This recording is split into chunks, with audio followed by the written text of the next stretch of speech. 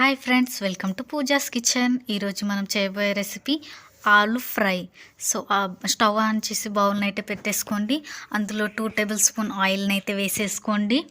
So oil వేసేసాక and 2 tables వేసేసుకున్నాను నేను. So మీరు కూడా 2 టేబుల్ స్పూన్ ఆయిల్ వేసేసుకోండి. సో ఆయిల్ వేసేసుకున్నాక మంటను మీడియం ఫ్లేమ్లో ఉంచేసుకోండి. మంటను మీడియం ఫ్లేమ్లో ఉంచేసుకున్నాక చిటికెడంత జీలకర్ర వేసేసుకోండి.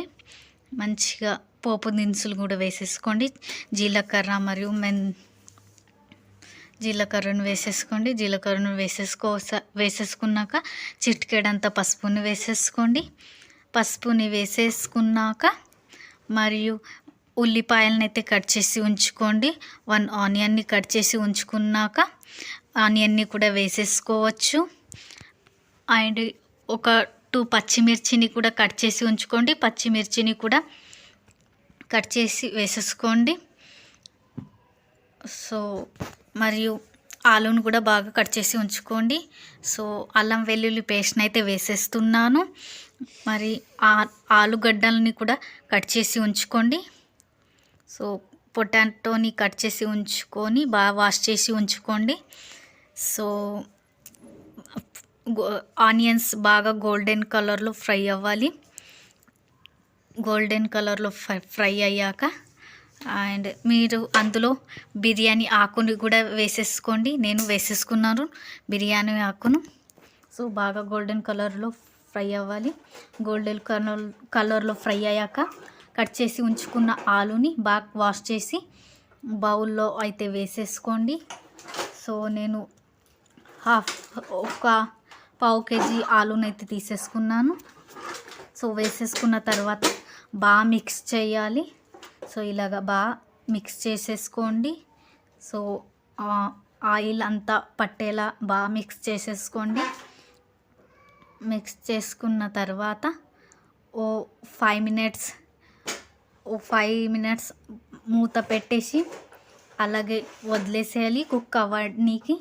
సో మూత పెట్టేసి కుక్ అయ్యాక సో వాటిల్లో కారం పౌడర్ని అయితే వేసేసుకోవాలి. సో చిల్లీ పౌడర్ని అయితే వేసేసుకుంటున్నాను. 1 టేబుల్ స్పూన్ కారం పొడిని వేసేసుకుంటున్నాను. మీకు తగినంత కారం పొడిని వేసేసుకోండి. అండ్ 1 టేబుల్ స్పూన్ సాల్ట్ని వేసేసుకుంటున్నాను. సో వేసేసుకున్న తర్వాత బాగా ఆలుని పట్టేలా బాగా తిప్పాలి. సో తిప్పిన తర్వాత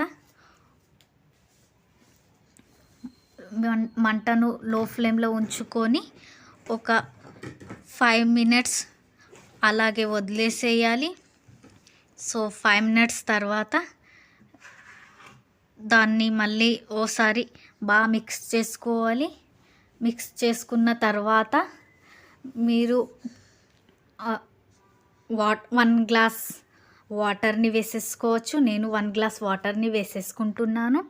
సో 1 గ్లాస్ వాటర్ వేసేసిన తర్వాత బాగా మిక్స్ చేసుకోండి.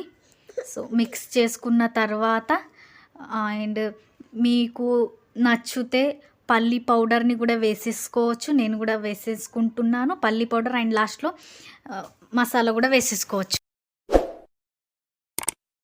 మసాలా వేసేసుకున్న తర్వాత 5 మినిట్స్ కుక్ అవ్వనియాలి. కుక్ అయ్యాక స్టవ్ ఆఫ్ చేసేసుకోవచ్చు. నా వీడియో నచ్చితే లైక్, షేర్, సబ్స్క్రైబ్ తప్పకుండా చేసుకోండి ఫ్రెండ్స్.